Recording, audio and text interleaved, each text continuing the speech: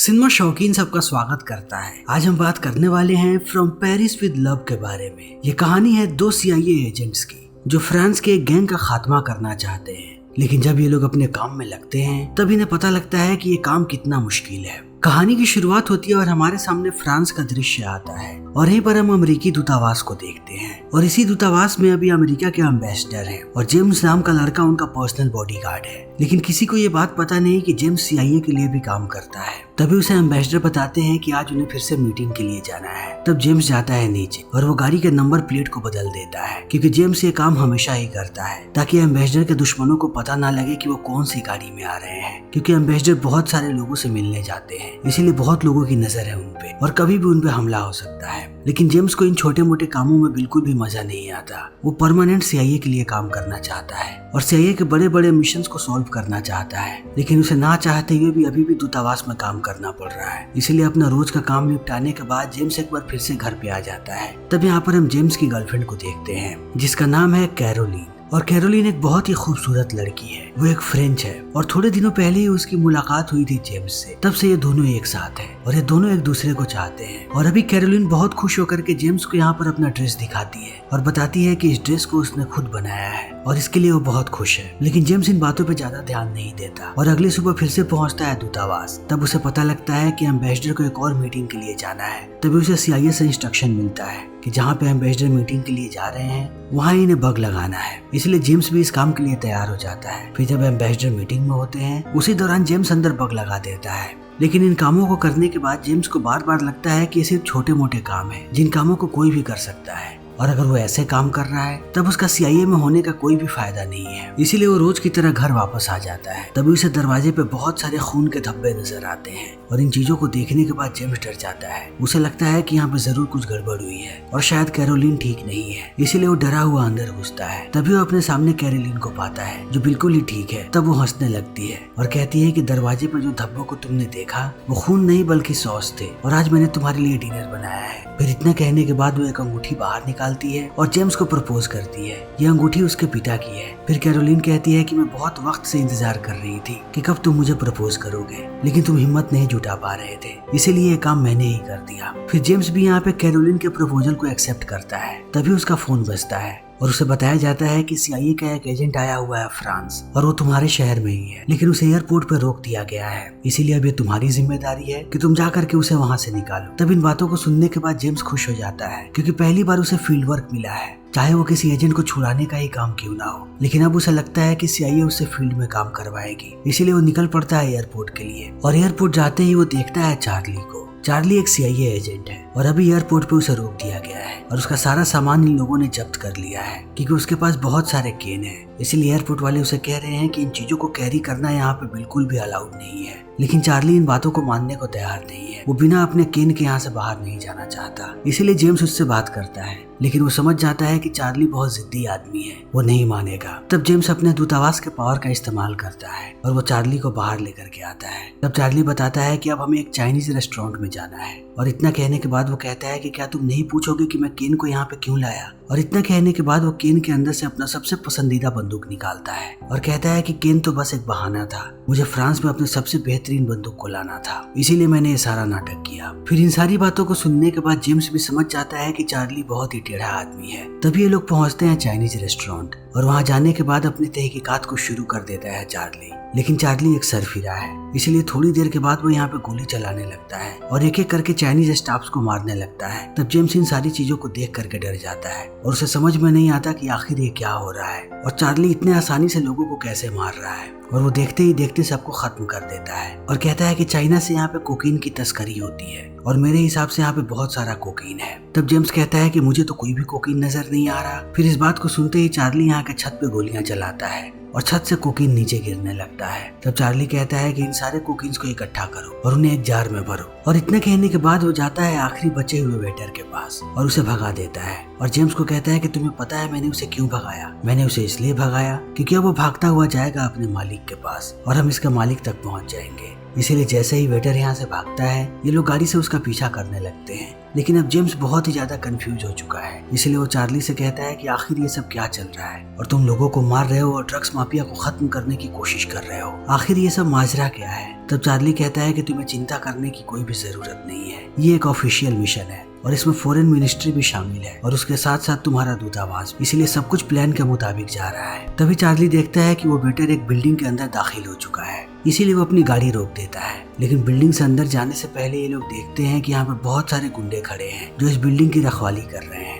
इसीलिए जेम्स एक बार फिर से डर जाता है। लेकिन चार्ली को इन बातों से कोई फर्क नहीं पड़ता क्योंकि ऐसे लोगों से निपटना उसका रोज का काम है, इसीलिए वो गाड़ी से बाहर निकलता है और जो भी उसके सामने आता है वो उसे धूल चटा देता है। और इन सारी चीजों को देखने के बाद जेम्स ऐसे ही सरप्राइज होते रहता है और चार्ली जल्दी ही सबका खात्मा कर देता है। फिर कहता है कि अब हमें अंदर जाना पड़ेगा, इसीलिए लोग अंदर जाने लगते हैं। चार्ली आगे होता है और जेम्स उसके पीछे पीछे चलता है, इसीलिए चार्ली के रास्ते में जो भी आता है वो उसे मौत के घाट उतार देता है और जेम्स के आगे सिर्फ और सिर्फ लाशें पड़ी होती हैं। इसीलिए अब जेम्स का दिमाग काम करना बंद कर देता है क्योंकि आज से पहले उसने इतना ज्यादा वायलेंस कभी नहीं देखा था और ना ही इतनी सारी लाशें। तभी ये लोग ऊपर पहुंच जाते हैं और इन्हें वेटर का बॉस भी दिख जाता है जो यहाँ पे एक डांस परफॉर्मेंस देख रहा है, इसलिए चार्ली धीरे धीरे उसके करीब जाता है और उस पर बंदूक तान देता है और उसके ट्रांसलेटर को बताता है कि उसे क्या चाहिए। वो अपनी शर्त रखता है कि अगर तुम जिंदा रहना चाहते हो तो पेरिस में तुम्हारे जितने भी अड्डे हैं उन सब का एड्रेस मुझे बताओ कि कहाँ कहाँ से तुम लोग ड्रग्स की सप्लाई करते हो। तब वो आदमी भी डर जाता है और वो सारे के सारे एड्रेसेस बता देता है और एड्रेस मिलते ही चार्ली जेम्स के साथ यहाँ से निकल पड़ता है। लेकिन वो चाइनीज आदमी इतनी आसानी से नहीं रुकने वाला, इसीलिए वो अपने सारे लोगों को लगा देता है इनके पीछे कि ये लोग यहाँ से जिंदा बाहर नहीं जाने चाहिए। और दूसरी तरफ चार्ली को ये सारी बातें पता है, इसलिए वो ऐसी जगह पे जाता है जहाँ पर वो आसानी से आते हुए लोगों को मार सके। तभी यहाँ पे चाइनीज माफिया के सारे लोग आ जाते हैं और यहाँ पे घमासान लड़ाई शुरू हो जाती है। वो सारे लोग इन पे अंधाधुंध गोलियां चलाते हैं लेकिन एक भी गोली इन्हें नहीं लगती। लेकिन बीच बीच में चार्ली अपना कमाल दिखाता है, वो एक ही गोली चलाता है लेकिन उसकी गोली जाकर के लगती है सीधे निशाने पे और ऐसे ही धीरे धीरे करके वो सारे लोगों को मौत के घाट उतार देता है।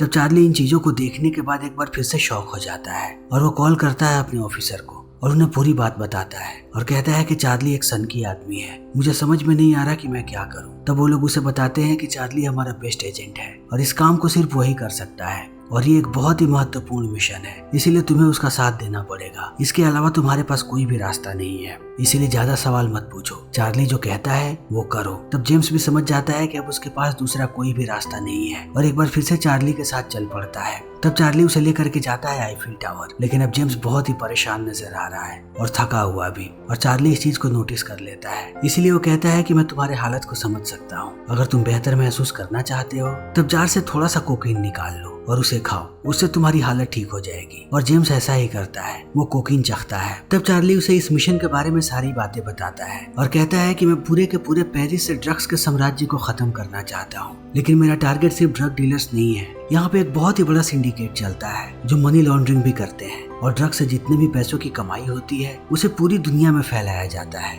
और उन पैसों का इस्तेमाल किया जाता है दुनिया में तबाही फैलाने के लिए, इसीलिए मैं सबका खात्मा करने वाला हूँ। तब इन बातों को सुनने के बाद जेम्स और भी ज्यादा डर जाता है और कहता है कि ये काम और भी ज्यादा खतरनाक है, लेकिन चार्ली को इन बातों से कोई फर्क नहीं पड़ता, इसीलिए वो उसे लेकर के जाता है पास के मार्केट में जहाँ पर ड्रग डीलिंग होती है और जाकर के यहाँ के लोगों से बात करने लगता है और कहता है कि उसे लड़कियां चाहिए। तब यहाँ पे लड़कियां आती हैं और एक लड़की करीब आने लगती है जेम्स की। तभी यहाँ पे कैरोलिन आ जाती है और जब वो जेम्स को एक लड़की के साथ देखती है तब वो गुस्सा हो जाती है और जेम्स उसे समझाने लगता है, लेकिन कैरोलिन उसकी बात नहीं सुनती। तब इन चीजों को देखने के बाद जेम्स गुस्सा होने लगता है चार्ली पे और कहता है कि आखिर तुम मुझे ऐसी जगह पे लेकर के क्यों आए। तब चार्ली पूरी बात बताता है और कहता है कि इस बिल्डिंग के पीछे एक चाइनीज रेस्टोरेंट है और उसी के बारे में हमें जासूसी करनी है, और इतना कहने के बाद वो चला जाता है। फिर जेम्स देखने लगता है दूरबीन से उस रेस्टोरेंट की तरफ और वो बार बार चार्ली को कॉल करके सारी बातें बताता है और कैरोलिन को भी कॉल करने की कोशिश करता है। तभी दो लोग आकर के हमला कर देते हैं जेम्स पे और जेम्स को समझ में नहीं आता कि वो उनसे कैसे लड़े। तभी ऐन वक्त पे यहाँ पे चार्ली आ जाता है और वो दोनों लोगों को मार देता है। तभी ये लोग रेस्टोरेंट से दो लोगों को आता हुआ देखते हैं बाहर और ये समझ जाते हैं कि ये लोग ड्रग डीलिंग करके आ रहे हैं और शायद ये लोग एक और डील के लिए जा रहे हैं, इसीलिए ये लोग उन दोनों का पीछा करने लगते हैं और थोड़ी देर पीछा करने के बाद ये देखते हैं कि वो दोनों एक घर के अंदर गए हुए हैं इसीलिए चार्ली और जेम्स भी अंदर जाने लगते हैं। तब बाहर के गार्ड्स उन्हें रोकने लगते हैं। तब चार्ली कहता है कि हमें बहुत सारा ड्रग्स खरीदना है, इसीलिए गार्ड्स इन्हें अंदर जाने देते हैं। लेकिन जैसे ही ये लोग अंदर पहुंचते हैं, सारे लोग इन पर बंदूकें तानने लगते हैं। लेकिन चार्ली इन बंदूकों से बिल्कुल भी नहीं डरता। वो जरा सा भी डरा हुआ नहीं लगता, क्योंकि वो इन सारे लोगों की औकात जानता है। फिर जैसे ही इन्हें पता लगता है कि ये दोनों CIA से हैं, एक के बाद एक करके सारे के सारे लोग यहाँ से भागने लगते हैं। लेकिन ये लोग एक आदमी को पकड़ लेते हैं और उसे बहुत ही बुरी तरीके से टॉर्चर करने लगते हैं ताकि वो अपने बॉस के बारे में इन्हें बताए। फिर थोड़ी देर के बाद वो बताता है बॉस के बारे में और चार्ली उसके बॉस को ढूंढने लगता है। तब उसे पता लगता है कि उनका बॉस गायब हो चुका है, लेकिन अभी भी नीचे के फ्लोर पे बहुत सारे क्रिमिनल्स हैं। इसलिए चार्ली एक रस्सी बांधता है और उसकी मदद से कूदता है नीचे की खिड़की के पास और खिड़की को तोड़ता हुआ चला जाता है अंदर। तब उसके सामने जो भी आता है वो एक एक करके सबको मौत के घाट उतारने लगता है, लेकिन 3 लोग यहाँ से भाग जाते हैं। लेकिन चार्ली देखता है कि यहाँ पर इन लोगों ने बॉम्ब बना रखा है। फिर इसी बॉम्ब से वो उन तीनों लोगों को मार देता है। तभी जेम्स यहाँ की दीवार पे अपनी बहुत सारी तस्वीरों को देखता है और वो सरप्राइज हो जाता है। तब चार्ली उसे समझाता है कि इनकी बहुत दिनों से तुम पे नजर थी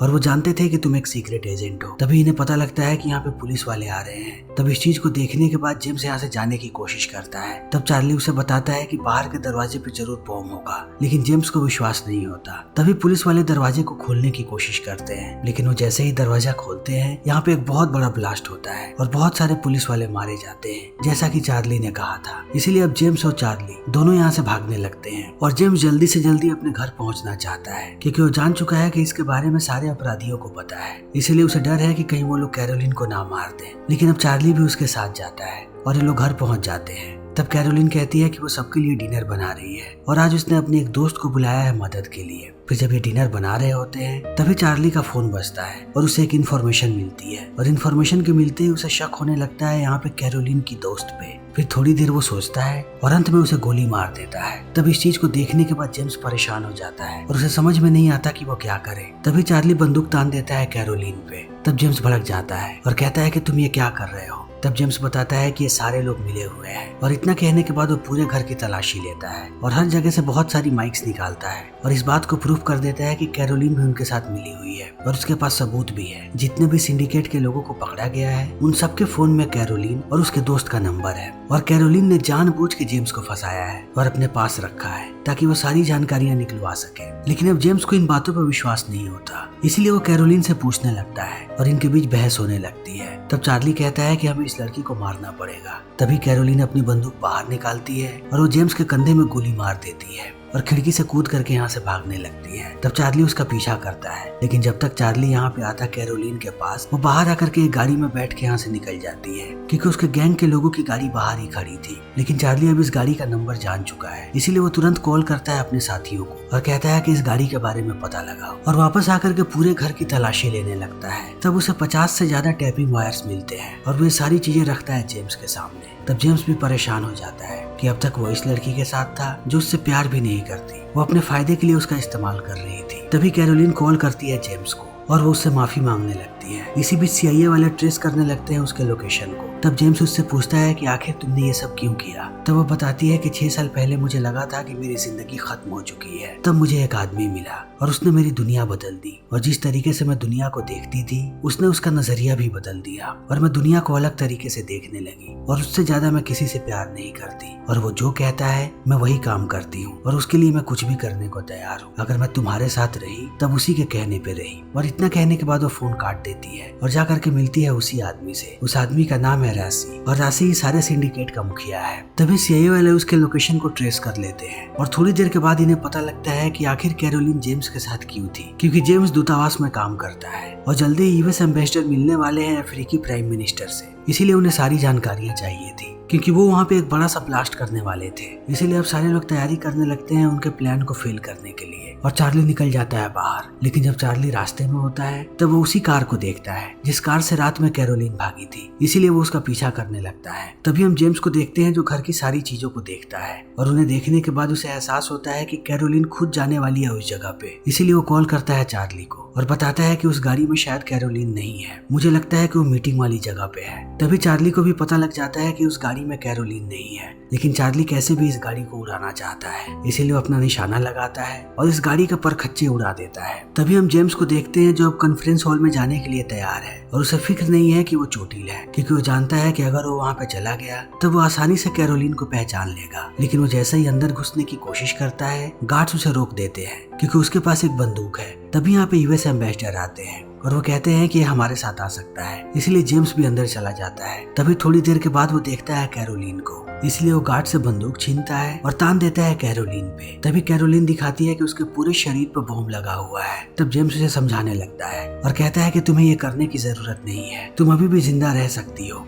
लेकिन कैरोलिन इन बातों को समझना नहीं चाहती। फिर वो जैसे ही बॉम्ब को ब्लास्ट करने की कोशिश करती है, जेम्स को ना चाहते हुए भी उस पर गोली चलानी पड़ती है और वो सीधा कैरोलिन के भेजे में गोली मारता है और यहीं पर उसकी मौत हो जाती है। तभी जेम्स पहुंच जाता है यहाँ पे, इसलिए समय रहते ही वो बॉम्ब को डीएक्टिवेट कर देता है और यहाँ का खतरा टल जाता है और एम्बेसडर और मिनिस्टर की मीटिंग चालू हो जाती है। और इस चीज को देखने के बाद सारे लोग बहुत खुश हैं और सारे लोग बहुत ही ज्यादा प्रभावित है यहाँ पे जेम्स से, और चार्ली भी उससे प्रभावित है। इसीलिए चार्ली जेम्स को अपने अगले मिशन के लिए यहाँ पे इन्वाइट करता है और इसी के साथ जेम्स का सपना भी पूरा हो जाता है कि वो फील्ड में काम करे, और ये फिल्म यहीं पे खत्म हो जाती है। तो दोस्तों, हमारी आज की वीडियो यहीं पे खत्म होती है। अगर आपको हमारी ये वीडियो पसंद आई हो तो इसे लाइक करें, शेयर करें और चैनल को सब्सक्राइब करें। Thank you.